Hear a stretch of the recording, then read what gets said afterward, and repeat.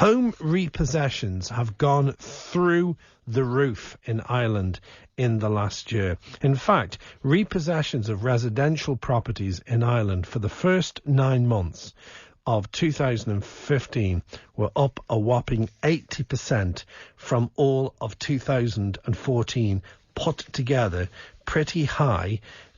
This is what Father Peter McVerry has been talking about for a number of years now. And of course, his work and his heart is in the area of homelessness and homeless people. Father Peter, good afternoon to you. Good afternoon to you. You're not surprised at these figures, I take it then, that home repossessions are up so significantly? No, the mortgage crisis is gathering momentum all the time. The majority of repossessions have been the buy-to-lets. They've been houses or apartments belonging to landlords who have fallen into mortgage arrears. And the banks have repossessed those and evicted the tenants who are paying the rent to the landlord. That has been increasing rapidly over the past 12 months or 15 months. The residential mortgage arrears, where families actually own their home through a mortgage, they are increasing now. Many of those are going through the courts. There are 37,000 of those in mortgage arrears of more than 2 years. Many of those, most of those, are not redeemable, and a very, very large percentage, probably a majority of those, are going to be repossessed over the next few years as the court process becomes to a conclusion. So it is a new part. The homelessness in the past has been primarily due to people being evicted from the private rented sector because they couldn't afford to pay the rents. In the future, I think homelessness is going to be primarily due to repossessions of homes. And it's really a disgrace. We know one family, the landlord's home was repossessed by the banks 2 years ago, and they were evicted. And that house that they were thrown out of is still lying empty 2 years later, while that family are living in homeless accommodation. I mean, there's something really wrong there. It is immoral, whatever about the rights of the bank. It is simply immoral for a situation like that to exist. You've obviously worked in this area for many, many years. How different is it? I mean, you're in Dublin, so it's different to Donegal. You see it more obviously. I mean, you can walk down the street now and see homeless people on the street, lying on the streets, lying in shop fronts at night. It's something we don't see in Donegal very often. So what's that reality like at the moment? Oh, the reality is horrendous. There are more and more homeless people.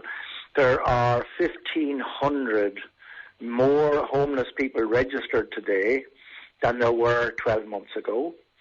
And when you take into account the fact that 2,000 people last year, homeless people, exited from homelessness, they found accommodation, you're talking of 3,500 people becoming homeless in the last 12 months. New people becoming homeless in the last 12 months. It's averaging 5 to 6 new people becoming homeless every day.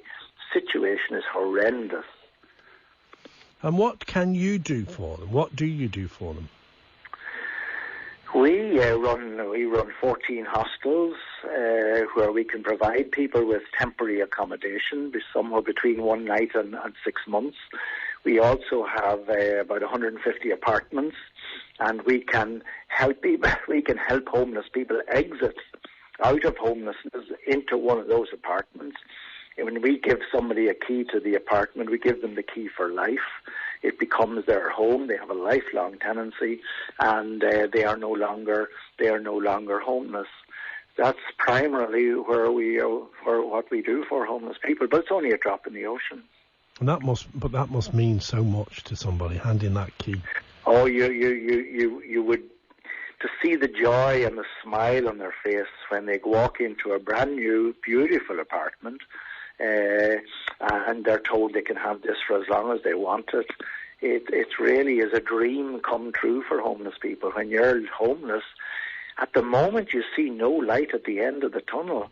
The normal exits out of homelessness are into the private rented sector, or into social housing, but both are in very, very short supply.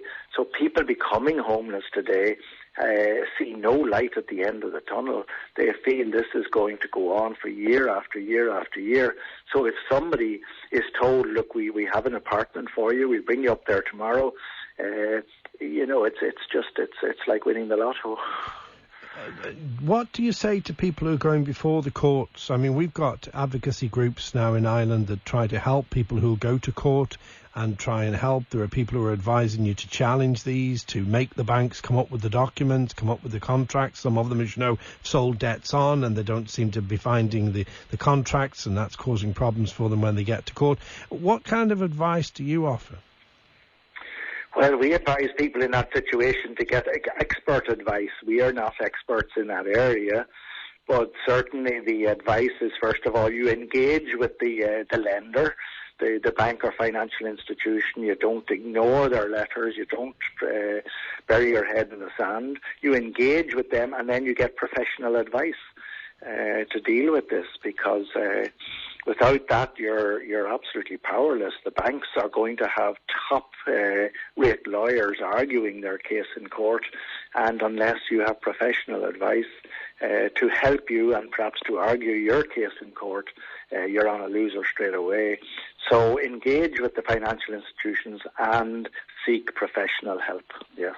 Okay, we're talking here to Father Peter McVerry, who's worked with homeless people for years. He says repossessions are on the increase. He says momentum is gathering. There will be more of them. Obviously, they're doing as much as they can do, but it's only the tip of the iceberg, really, isn't it? What you can do. I mean, it's only the tip of the iceberg. We can give 150 people a permanent tenancy, but there's 5,000 homeless people looking for a permanent tenancy. And as you say, the problem is most concentrated in Dublin. But once the residential mortgages, once the residential repossessions start taking place, this is going to affect every single parish in Ireland. There are going to be families evicted and their homes repossessed all over Ireland. This is not going to be just a Dublin phenomenon. Okay, Michael Mooney, you're a forthcoming election candidate. Good afternoon to you. Good afternoon, Shaun, and welcome back. Thank you. And Michael, Father McVerry's talking about the problem as he sees it, and what he can do and is doing is only the tip of the iceberg, really, but there's a huge issue out there. What are you saying? Yes, Father McVerry does great work, and he's also recommending seeking professional help. We don't know what professional help he's referring to. We are operating as lay litigants here in Letterkenny in County Donegal, and we are stopping people losing their homes that come and ask for our help. And it's gone on now for the last 3 or 4 months, and nobody is losing their homes because we are challenging the banks that are trying to take possession of people's properties, and they're failing. Yeah, I think that's what I was alluding to Father Peter. Now, he's not in the area of litigation. No. But you say nobody's losing their homes? Nobody's losing their homes that gets assistance from ourselves, and I'm the only candidate in this county that's assisting people losing their homes, and it's actually working, along with another team of people that we have a meeting with every Monday night, and I was at the meeting last night again in Letterkenny. And there's new faces turning up all the time, and we welcome more people. Even if you're not called to the courts yet, come to these meetings, and you may never be in court, because we can challenge the banks before you even go to court. And it's amazing. Father Peter, have you come across this situation? No, I haven't come across that. I think it's probably a local, is it a local Donegal situation? No, it's nationwide. I haven't come across it. But ultimately, the question of repossessions, it's a legal matter for the court to decide on, and people do need legal advice. I don't know whether you provide legal advice or not, but the courts are dealing with the law, and if everything is in order and the law is on the side of the banks, at the end of the day, there's nothing you can do about it. The banks will repossess. So you need legal advice. We are using the legal stuff. It's in black and white, and we are asking the banks to verify to every person that they trying to possess their homes, to prove that they actually have the documents that proves that these people, these house owners, owe them money. And it's quite simple. And professional help, the likes of solicitors, barristers, lawyers, they will not help you. They are all in it to go take you as far as you can, to drain you of whatever funds you have left, and turn around and tell you we did our best. We witnessed this. Well, they're professionals. They'll do their job. They can't perform miracles. That's what they'll say to you. Neither can we, but we're stopping people losing their homes, and we witness solicitors and how they behave in the court. Right. Well, let's talk about what you're doing, because I mean, if you've got something to say that can stop people losing their homes, and you say you could do it without involving solicitors, I'm sure Father Peter and everybody else would be very interested to hear it. You say you do what? Something as simple as making the institution come up with the contract. Exactly, Shaun, exactly. Show us the evidence that you have that proves that this person owes you a debt, and tell us exactly how much it is. And believe it or not, no bank has come up with the goods yet. And, for example, the Hub works out of Dublin. They will help you. The Land League will help you. The Anti-Eviction Task Force will help you. It's a matter of you going along and getting a little bit of education, and do not ignore the letters from the bank. If you get letters and you don't show up, say to court, that is no defence. It is consent for them to take your property, and you must not allow this to happen. Okay, well, you've spoken to a lot of people who are threatened with losing their homes, Father Peter. Does that sound too simple to you? Well, I'm no expert in this area. Anything that prevents people from losing their homes is, of course, very, very welcome. But I'm not in a position to judge the long-term effectiveness of an approach like that. If the banks have all the documents, and I presume if you could look for legal advice, legal advisors will be looking for those documents too. If the banks have all the documents, you're really on a very thin ice in terms of repossession. Yeah. Unfortunately, Father McVeary, they're not. Your legal representative is not looking for these documents, and that's where the downfall is. They should go in, your legal representative should be going in and demanding the evidence that the bank has that proves that you owe a debt or that you have a contract. And believe it or not, your legal representative is not doing this, and if they did, the bank still cannot come up with it. If you're doing it and you're preventing evictions, then yes, obviously, I would encourage people to contact you and to see what progress can be made in relation to their individual case, of course. Contact the Hub in Dublin, or as I say, the Land League or the Anti-Eviction Task Force, and they will help you. There's different groups throughout the country, and we're all doing our bit. And we're not losing. I can assure you, we are not losing. I don't know what's going to be the outcome down the road, as you referred to there. But we have to use the laws the same way as the banks use them. The same law applies to us all, and we're just using what's written down in black and white. Okay, Michael, thanks again. All we can do. Okay, thanks, Shaun. Michael Mooney there, who's a candidate in the general election and has been speaking on this issue, as you know, for some time. Father Peter McVeary, just before we let you go, I mean, have you found that this is leading to issues of family breakup, of suicide? I mean, this is what we're hearing. These are the problems that are arising as a result of people being insecure, thinking that they're going to lose their properties.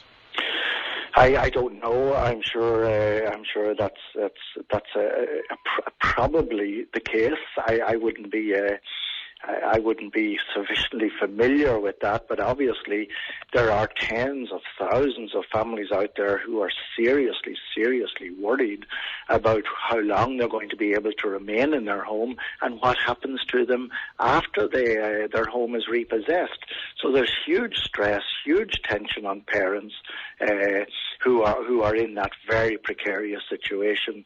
What I am more familiar with is people who have lost their homes, who are living in emergency accommodation, a whole family living in one hotel bedroom, and these are not five-star hotel bedrooms. These are basic bedrooms where you put two beds into it and there's not much room left. When we have a family, have a father, a mother, a 20-year-old boy, an 18-year-old boy, and 3 young children all living in that one tiny bedroom. The stress on the parents is enormous. I'm sure it does nothing for the relationship between the husband and the wife. The stress on the children is enormous. The children are suffering educationally because you can't go to school in that stressful situation and learn. They're suffering emotionally and psychologically, and this can impact on them for the rest of their lives. Some of these families are in an hotel bedroom for 2 years, and very often they have to move from hotel to hotel. If there's a football match on, the hotel comes along and says, sorry, the room is pre-booked. So it really is an extraordinarily stressful situation for the whole family, and undoubtedly is doing enormous damage to the family structure. And where do they eat? They have to go to the chipper for all their meals, unless they have a relative, grandmother or something who they can leave the children with at the weekends, and maybe the grandparents will feed them. But basically, you have to eat from a takeaway. You have to wash your clothes in a laundrette. You have to maybe take 2 buses to get your children to school, because the hotel that you're placed in may not be anywhere near where the school where your children are going, and all that is an expense which the families can't afford. I mean, most people couldn't afford to eat out of a takeaway 7 days a week, month after month after month. Family living on social welfare simply cannot afford to do that, but they don't have any choice. Okay. Caller says, surely, Shaun, we need to sort out our homelessness before we bring in a multitude of refugees. And I'm not against this, but we've got to sort out our own homeless first. I mean, you hear that all the time, Father. I do. And I'm all in favour of bringing in the refugees, but I think we have to be very careful. There is no accommodation. They will be placed in empty hotels that have been bought up or leased by the department.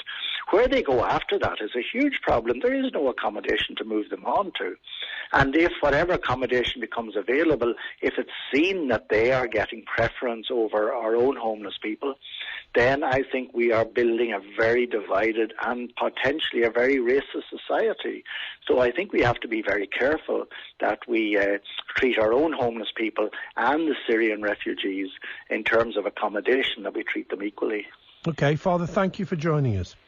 Not at all, my pleasure. Father Peter McVerry there. Now, banks don't have the legal documents because they have sold them on and can't come up with the original. It happened to my friend, and she was declared the owner of her house because the bank had sold on her loan, which is illegal. There you are. So there's a caller agreeing with our earlier representative.